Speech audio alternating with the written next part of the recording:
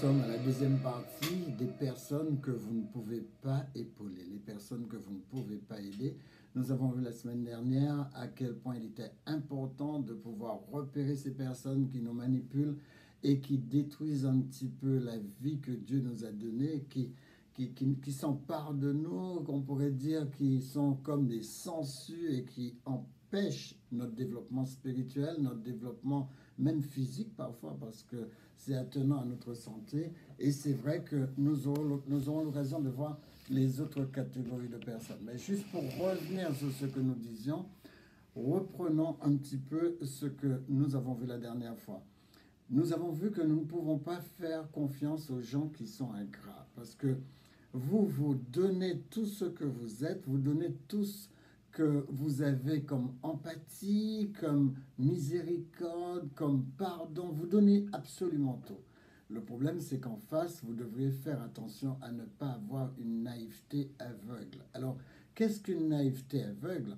Eh bien, c'est une confiance que vous mettez dans les gens qui ne le méritent pas, qui viennent simplement frapper à votre porte, vous leur faites entièrement confiance, vous vous déshabillez pour les habiller, vous faites en sorte de les aider à résoudre leurs problèmes, et il n'y a aucun feedback, il n'y a aucun retour. Nous sommes des êtres humains, et que vous soyez chrétien ou pas, vous savez très bien que vous avez besoin de reconnaissance, vous avez besoin de gratitude. Et quand il n'y a pas de gratitude, vous sentez ce vide qui se place en vous, ce vide qui vous dépersonnalise.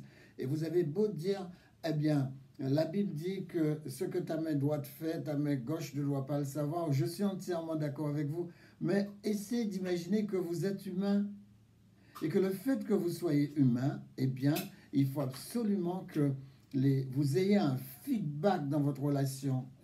Il faut qu'il y ait un retour dans votre relation, que quelqu'un vous dise merci. Pourquoi vous croyez que Dieu dit de faire des actions de grâce? Dieu veut que vous lui disiez merci, c'est pas gratuit ce qu'il fait pour vous. Eh bien, c'est pareil pour les autres. C'est pas gratuit ce que vous faites pour l'autre. L'homme a un naturel besoin de reconnaissance. Et quand vous n'avez pas de reconnaissance, cela ne vous encourage à rien faire. Essayez de vous imaginer que vous n'avez que des enfants ingrats. Tout ce que vous faites pour eux n'est pas assez. Et plus vous faites, plus ils prennent ça comme étant gratuit.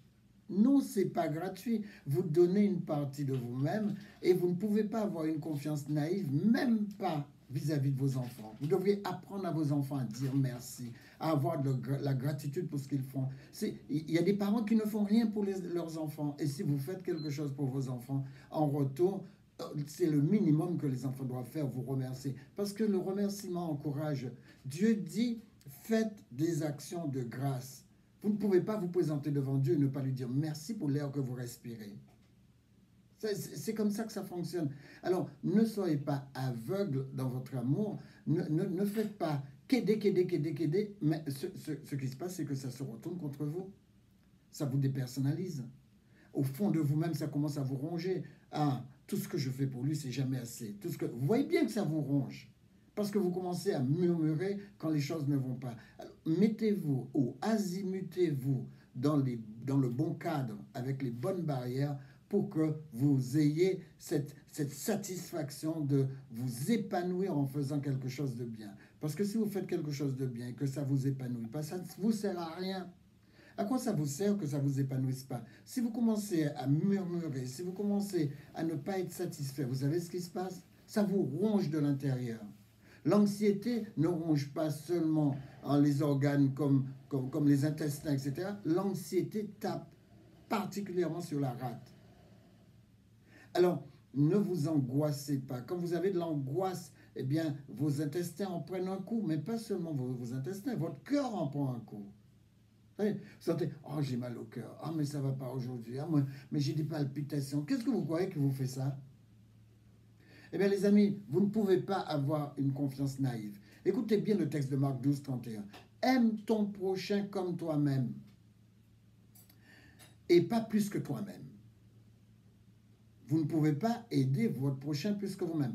Aider votre prochain plus que vous-même, je vous donne un exemple. Vous rencontrez quelqu'un qui est fainéant. Vous vous rappelez, la dernière fois, j'ai dit que les gens fainéants ne sont pas les gens à aider. Vous rencontrez quelqu'un de fainéant, vous vous usez à l'aider. Vous vous usez à l'aider. Eh bien, cette personne, viendra vous voir seulement quand il a besoin de vous. Il ne viendra jamais vous voir pour vous dire merci. Il viendra vous voir tant qu'il peut puiser. Mais il ne viendra pas vous voir pour vous dire, écoutez, voilà ce que j'ai construit avec ce que tu m'as donné. Non, il ne construira rien du tout parce qu'il est feignant. Il est feignant de manière intrinsèque. Il est né avec ça. Et Dieu met la fainéantise en relation avec la méchanceté. Je vous l'ai montré la dernière fois dans Matthieu 25-26. Je vous ai montré qu'il met en rapport la fainéantise avec la méchanceté. Il dit serviteur méchant et paresseux. Donc, vous ne pouvez pas faire une confiance aveugle, une confiance naïve à une personne comme ça. Non, non, ça ne marche pas. Prenez conscience de qui vous êtes. Vous êtes là pour aider. Vous n'êtes pas là pour assister. Vous n'êtes pas là pour ça. Regardez les gens que l'État assiste la plupart du temps. Regardez les gens que l'État assiste. La plupart d'entre eux, ils deviennent dépendants. Ils deviennent dépendants parce qu'on les assiste. Ils n'ont pas besoin d'assistance, ils ont besoin d'aide. Alors les amis, si j'ai un conseil à vous donner, éloignez-vous de toute personne qui vous enlève votre paix. Votre paix est enlevée par une personne qui va une personne ingrate, par une personne arrogante. Votre paix est enlevée, vous n'êtes pas bien. Alors, quand une personne met en danger votre intégrité, parce que ces personnes ont du culot, quand vous dites « non, j'arrête de vous aider », vous savez qu'ils se retournent contre vous et ils commencent à vous salir? Non, vous ne pouvez pas permettre que ça arrive. Si quelqu'un permet que cela arrive, c'est vous. Éloignez-vous de ceux qui mettent en danger votre intégrité. Quand une personne commence à vous critiquer parce que vous ne faites jamais assez pour lui, eh bien là, il touche à votre intégrité. Il va partout vous salir à cause du fait que maintenant, vous avez décidé de dire non. Vous êtes épuisé, vous êtes éreinté, vous êtes lessivé, mais cette personne sera toujours là pour pomper ce qu'il peut pomper. Il vous enlève pas seulement votre intégrité en murmurant sur vous, il vous enlève aussi votre paix. Et il arrive même à émousser votre relation avec Dieu. C'est bien ce que je te dis. Alors quand vous voyez une personne arriver dans votre vie, essayez de mettre en danger votre intégrité, votre paix, votre relation avec Dieu, éloignez-vous. Fermez la porte, mettez des barrières. Seules des barrières peuvent vous protéger. Les amis, prémunissez-vous contre ceux qui n'ont pas votre intérêt à cœur. Je le répète, prémunissez-vous contre ceux qui n'ont pas votre intérêt à cœur.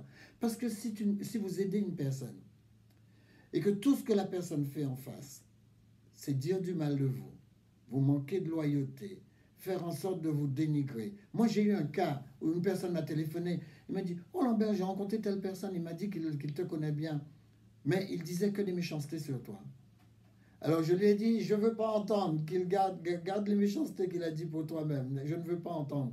Je ne veux jamais entendre ce qu'on dit de mal de moi. À moins que quelqu'un vienne me voir en tête à tête, il a le courage de le faire, que cette personne vienne me voir en tête à tête et que cette personne me dit, Lambert, je crois que tu devrais corriger ci, je crois que tu devrais... Et vous savez, quand on aime les gens et qu'on fait des remarques, il y a une manière de faire les remarques pour que les remarques soient écoutées. Mais si une personne vient faire de bonnes remarques de la mauvaise façon, c'est sûr que vous allez le jeter. C'est sûr. On ne peut pas venir faire des remarques à quelqu'un pour que ce ne soit pas dans un sens constructif. Il faut que ce soit... On est responsable du contexte dans lequel on communique. On doit communiquer dans un contexte positif. C'est vrai qu'il y a des gens qui sont tellement obtus qu'ils vous écouteront ni dans un contexte positif, ni dans un contexte négatif. Mais vous êtes un enfant de Dieu. Vous devriez vous débrouiller pour que le contexte soit positif. Alors voilà, je vais vous donner mon petit secret pour m'en sortir. Alors, c'est une confiance fondée. Votre confiance ne peut pas être naïve, votre confiance doit être fondée. Vous ne pouvez pas faire confiance au premier arrivé. Vous ne pouvez pas faire confiance à une personne parce que cette personne a une belle tête. Non, la confiance, c'est quelque chose d'expérimental. C'est quelque chose qui se construit. Dieu me dit d'aimer mon prochain comme moi-même. Je ne peux pas me permettre de faire mon prochain passer devant moi. Non, parce que si mon prochain passe devant moi et que moi je suis mal comment est-ce que je peux aider les autres? Non, si je suis en tête au niveau de l'équilibre personnel, je peux aider ceux qui sont autour de moi. Les amis, votre confiance, comment la fonder? Fondez-la sur l'expérience que vous avez avec les autres. L'autre doit se montrer fiable dans ses actions, dans ses paroles et dans ses attitudes. Je reprends, une confiance fondée, c'est une confiance fondée sur l'expérimentation qui montre que l'autre est fiable dans ses actions, ses paroles et ses attitudes. Quand vous avez ces trois choses ensemble, eh bien, vous pouvez fonder votre confiance. Vous savez très bien que cette personne est là aussi pour votre épanouissement. Il n'est pas venu seulement prendre, il est venu aussi donner. Les personnes ingrates, les personnes arrogantes, les personnes qui manquent d'humilité ne donnent pas. Ils sont venus, ils ont une seule politique, c'est la politique de leur maître, qui est l'ennemi de Dieu. Prendre, prendre, prendre, tout ce qu'il peut prendre. Il est comme un lion rougissant, cherchant qui va dévorer, seulement prendre, seulement prendre. Jamais vous apporter quoi que ce soit. Vous ne pouvez pas faire confiance à ces gens-là. Vous ne pouvez pas faire confiance à Jésus. Posez-vous d'abord la question, est-ce que cette personne est intègre? Je ne peux pas l'aider sinon. Je ne peux pas l'épauler. Je ne peux pas. Je suis là, pas là pour faire la charité dans un sens négatif, mais la charité dans le sens positif. Vous savez, la charité dans le sens positif, c'est que c'est? La charité dans le sens positif, c'est aimer, tout simplement. Aimer. Quand vous lisez en Corinthiens 13 à la version 50, il dit la charité, ayez la charité. Il veut simplement dire ayez de l'amour.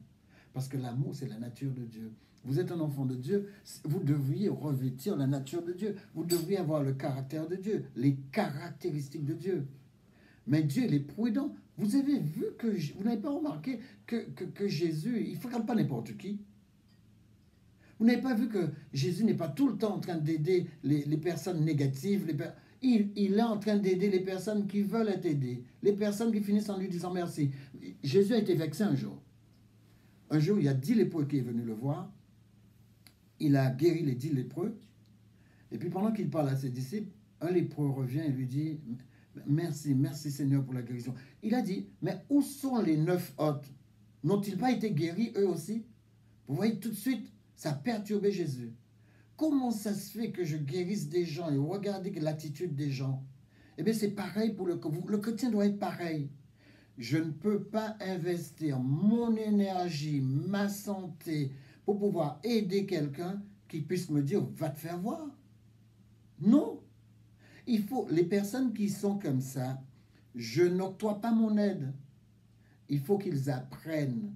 Et sûrement, je me dis, Dieu l'a amené à cette situation pour apprendre quelque chose, mais c'est un mal appris. Il n'a encore rien compris. Comment est-ce que je peux lui tendre la main? Non, je ne lui tends pas la main. Parce que je dois le laisser pour que Dieu le corrige. Vous savez, il y a plein de gens qui n'ont jamais été corrigés. Il y a plein d'enfants qui n'ont jamais été corrigés. Je le vois, rien que dans la manière de fonctionner de cet enfant, je vois que cet enfant n'a jamais été corrigé. Vous savez, j'ai vu une fois sur un site, un enfant qui s'est mis debout. Un enfant, il devait avoir même pas 12 ans. Il s'est mis debout, il a giflé sa mère, mais d'une gifle devant la caméra. Et je me suis dit, oh mon Dieu, ça m'a fait bouillir. Moi, en tant qu'enfant de Dieu, il y a des gens qui disent que il ne faut pas prendre la ceinture, mais moi, c'est un bâton que j'aurais pris. Comment un enfant peut gifler sa mère? Et la mère dit, oh, la mère s'est mise à pleurer. Oh, mais je regrette, hein, je ne sais pas ce que j'ai fait dans son éducation. Mais oui, en tout cas, tous les Antillais savent ce que vous avez fait, madame, dans votre éducation. Vous avez permis à cet enfant d'aller jusque-là. Chez nous, c'est pas comme ça. Hein. C'est pas comme ça du tout. Hein. L'enfant, il doit connaître sa place. Hein. C'est comme je vais dans certains foyers, je vois que les animaux ne sont pas à leur place, les animaux montent sur le lit, ils dorment avec... Non, non, non, non, non, pas aux Antilles, hein, pas aux Antilles. Hein. Moi, ça ne marche pas comme ça. Hein. Chez nous, même chez moi, là, en France, avec les animaux ne vont pas n'importe où. Hein. Non, non, non, non, non, non. C'est quoi cette histoire? Les amis, si vous ne commencez pas à mettre des barrières, eh bien, vous allez être submergé. Je vous assure, vous allez être submergé. Vous savez que le christianisme, c'est quelque chose de sérieux. Vous savez, aimer Dieu, c'est sérieux. Vous savez que être un enfant de Dieu, c'est sérieux. C'est pas une blague. Être un enfant de Dieu, c'est pas un petit bonheur la chance. C'est comme si je m'habillais avec un vêtement et puis je changeais de vêtement demain. Non, non, non, non. Le chrétien, vêtement ou pas vêtement, il est chrétien. Hein. Alors, c'est à vous de vous dire, écoutez, je ne fais pas confiance aux gens de manière hâtive.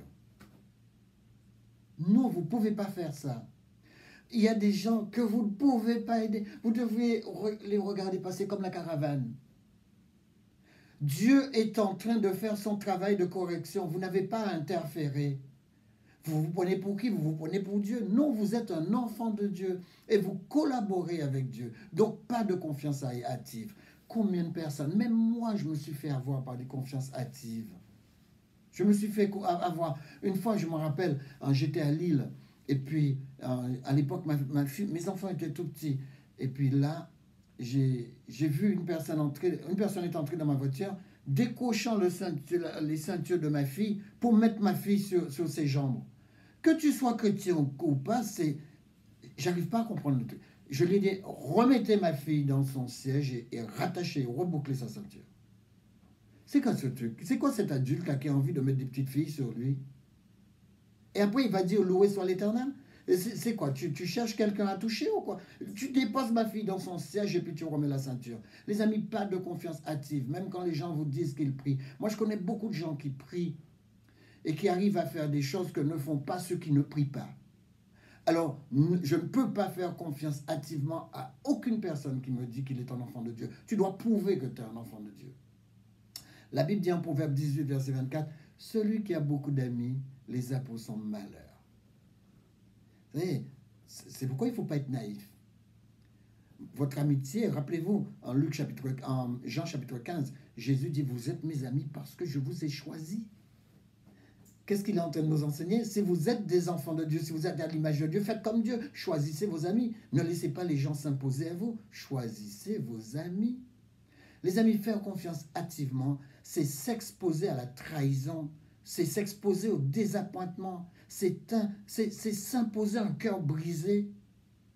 Vous vous exposez à un cœur brisé parce que les personnes à qui vous faites confiance naïvement et hâtivement,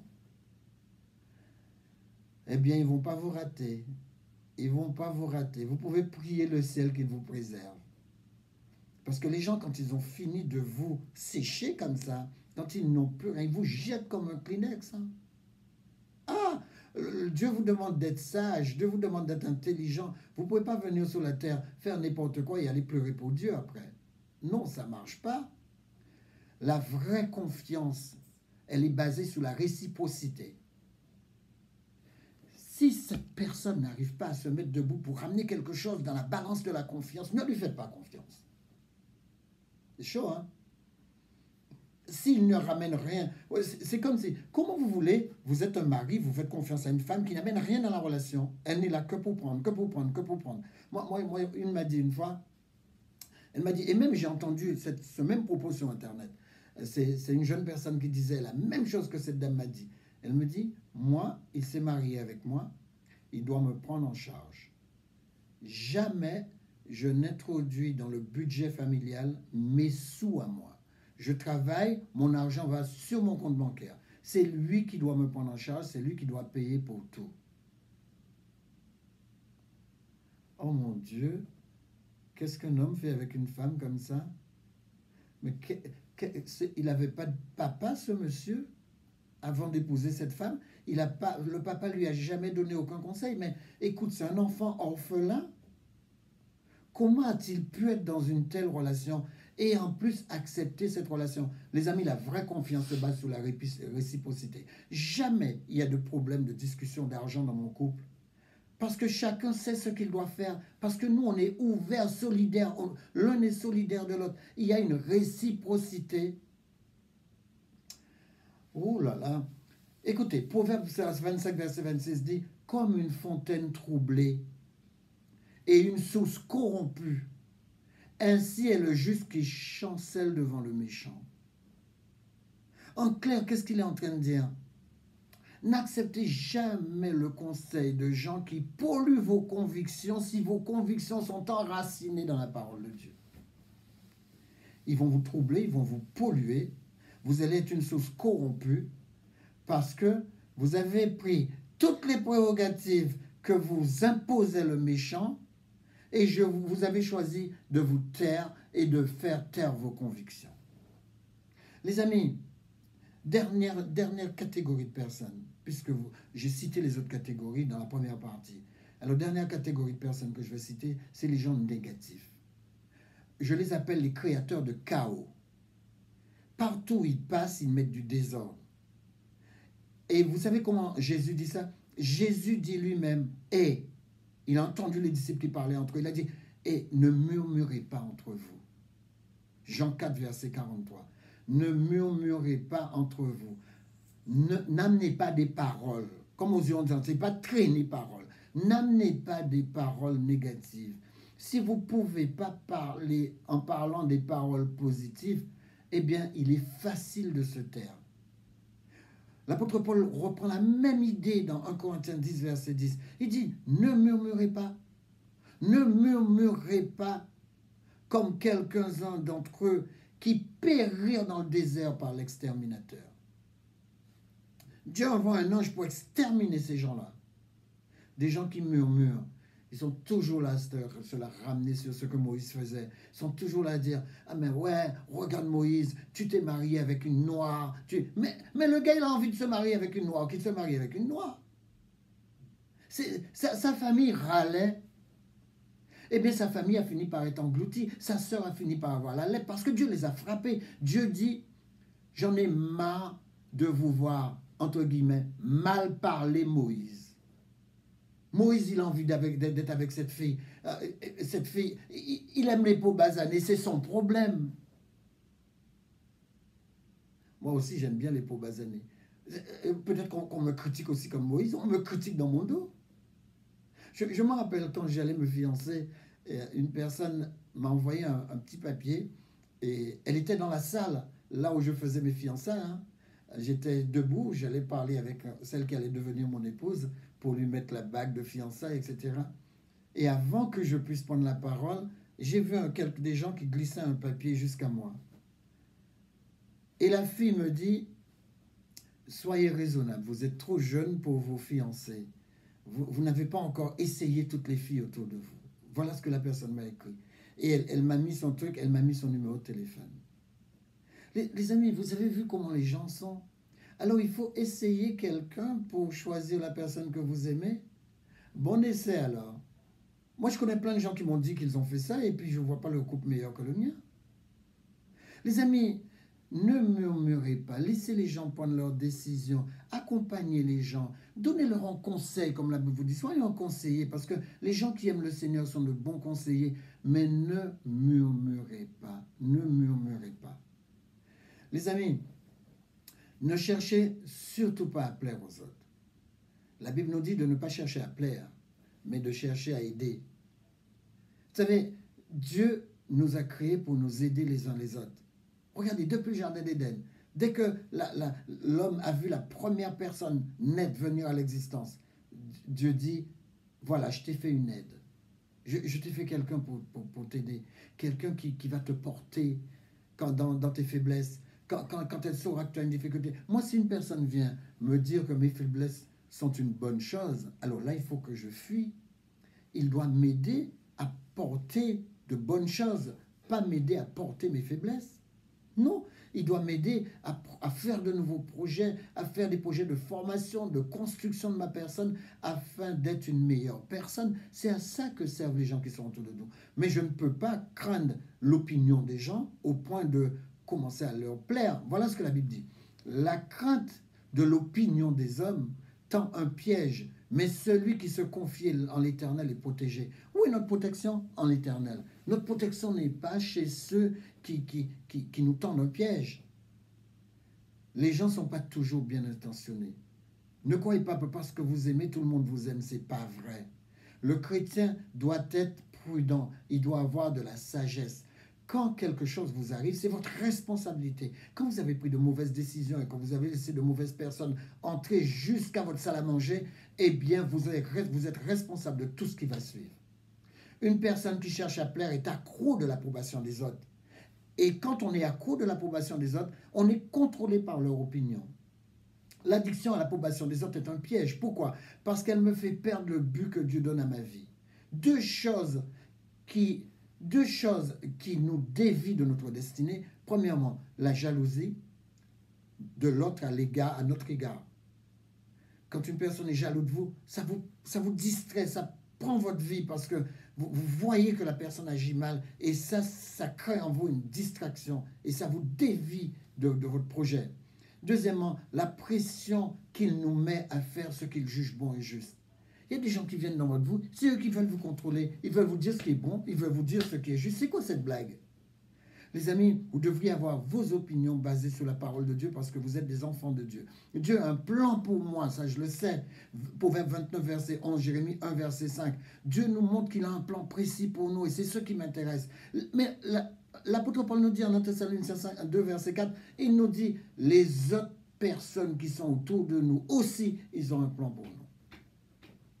Ils ont un plan pour nous. Ce n'est pas le même plan que Dieu, mais ils ont un plan pour nous. Quand les gens nous encouragent à faire le mal, ils ont un plan pour nous. Ils ne veulent pas nous voir là où nous sommes. Ils veulent nous emmener dans des sentiers où nous allons nous égarer.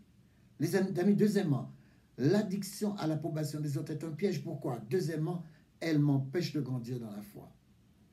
Quand vous voulez faire tout pour plaire à ces personnes qui sont autour de vous, eh bien, vous vous rendez compte que c'est un obstacle à votre foi. Ça vous empêche de grandir. Jean 5, verset 44 nous dit, « Comment pouvez-vous croire, vous qui tirez votre gloire les uns des autres et ne cherchez point la gloire qui vient de Dieu seul? » Comment voulez-vous vous en sortir quand vous cherchez votre gloire auprès des gens qui sont autour de vous? Non, vous devriez chercher à glorifier Dieu et Dieu seul. Les amis, Acte 5, verset 29 nous dit, il faut obéir à Dieu plutôt qu'aux hommes. Vous êtes là pour donner? Oui, vous êtes là pour donner. Moi, je dis aux gens, il y a plein de choses avec lesquelles je ne suis pas d'accord. Mais je suis d'accord à donner. Pourquoi je suis d'accord à donner? Parce que Dieu nous dit que nous nous enrichissons quand nous donnons. Les gens qui ne donnent rien. Vous savez, il y a des gens tellement radins que leur vie financière ressemble à un chaos. Vous savez ce qu'ils croient? Ils croient que parce qu'ils gardent tout pour eux, ils vont économiser et puis leur richesse va se développer. Non, votre richesse s'agrandit. Vous savez, j'ai appris que même Rockefeller, vous savez, il est juif. Il est, lui, accroché à l'ancienne dispensation. Mais lui-même, il dit, il a toujours accroché à la dîme et il a toujours donné 10% de tout ce qu'il gagnait aux gens qui étaient autour de lui, aux gens qui étaient... Je crois dans quelque chose comme ça. Je crois que je peux donner 10, 20, 30% de ce que moi je gagne. Ce n'est pas une question de dîme envers Dieu, c'est une question de redonner aux enfants de Dieu ce que Dieu a permis à ses enfants de me donner. Et si vous faites comme ça, l'argent c'est un vase communicant, il ne fera que grandir. Mais si vous gardez tout pour vous, en essayant d'économiser un maximum, vous allez voir que vous allez dans le... Chaque fois que vous comptez ce que vous avez économisé, c'est jamais assez. C'est jamais assez parce que ça ne fructifie pas. Mais commencez à donner. Parce que vous savez, quand vous donnez quelque chose, vous donnez comme Christ. Dieu a tant aimé le monde qu'il a donné. Dieu, c'est le Dieu du don. Alors, il vaut mieux obéir à Dieu plutôt qu'aux hommes. On ne sait pas comment ça fonctionne. Mais si vous obéissez par la foi aux directives de Dieu, eh bien, sachez que cela vous reviendra au centuple. Troisièmement, l'addiction à l'approbation des autres est un piège. Troisièmement, elle me conduit à faire le mal. Dans Exode 23, verset 2, on nous dit, tout le monde le fait, n'est pas un critère acceptable par Dieu. Et regardez le texte biblique. Tu ne suivras pas la multitude pour faire le mal. Alors quand on dit, ah, je fais ça parce que tout le monde le fait, non, ne faites pas ça. Et puis vous ne connaissez pas tout le monde. D'accord?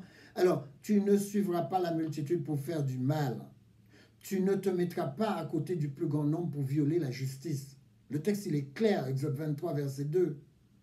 Ce n'est pas parce que tout le monde le fait que tu peux violer la loi de Dieu en croyant que tu es à l'abri. Quatrièmement, l'addiction à l'approbation des autres est un piège. Pourquoi? Parce que la crainte de l'opinion des autres me pousse à l'hypocrisie.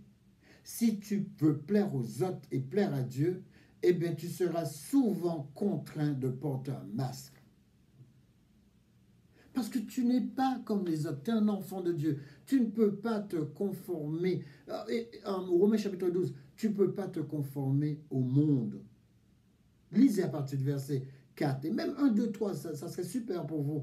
Offrez votre corps comme un sacrifice vivant et ne vous conformez pas au siècle présent. Ne vous conformez pas au monde présent. Une personne qui vit seule est une personne vulnérable. Ne prenez pas l'habitude de vivre seul. Développez votre amitié dans votre famille, parmi vos amis, dans votre communauté. Encouragez-vous, entraidez-vous, aimez-vous, supportez-vous. Mais surtout, ne courez pas à l'extérieur pour donner rapidement votre confiance à n'importe qui.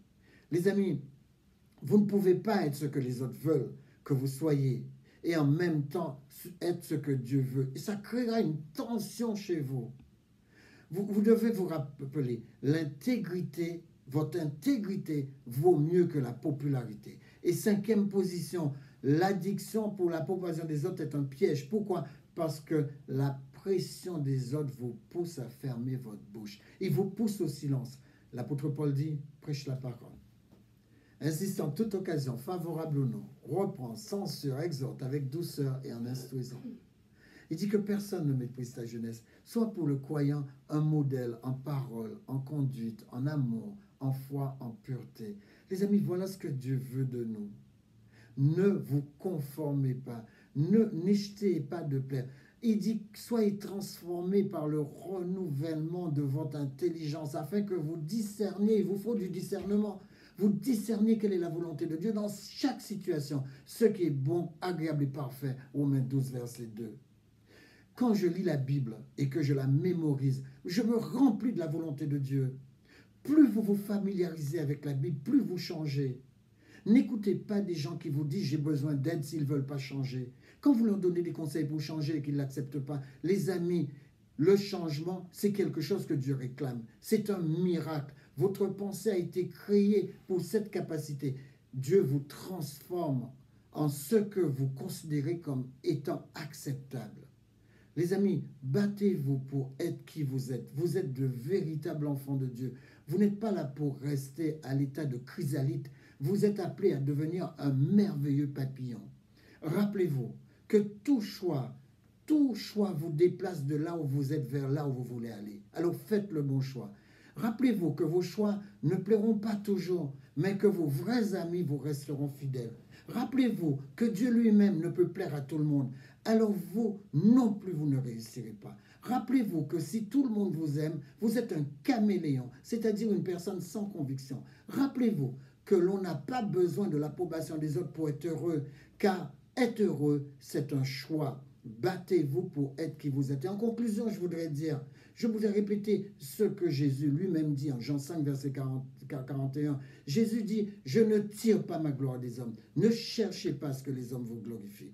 David a eu la même conclusion. David a dit en Psaume 118, verset 8 et 9, mieux vaut chercher un refuge en l'Éternel que de se confier en l'homme. Mieux vaut chercher un refuge en l'Éternel que de se confier au grand. Alors je finirai avec 3 mots. Gagnez du respect, gagnez de l'amour et prenez soin les uns des autres. Si quelqu'un vous respecte, acceptez-le. Si quelqu'un vous aime, acceptez-le. Si quelqu'un prend soin de vous, acceptez-le. Et faites la même chose pour les autres. Respectez les autres, aimez les autres, prenez soin des autres. Éternel, ton Père Céleste, que ta bénédiction soit sur chacun de nous. Donne-nous de comprendre à quel point nous ne pouvons pas aider tout le monde et nous ne pouvons pas plaire à tout le monde, mais que nous sommes de véritables enfants de Dieu parce que nous t'appartenons et tes directives sont nos directives. Ta volonté est notre volonté. Ta vision des choses est notre vision des choses. Tes choix sont nos choix. Merci de nous l'inculquer au nom de Jésus pour ta gloire. Amen. À la semaine prochaine. Shabbat Shalom. Dieu vous bénisse et vous garde jusqu'à ce qu'on se revoie.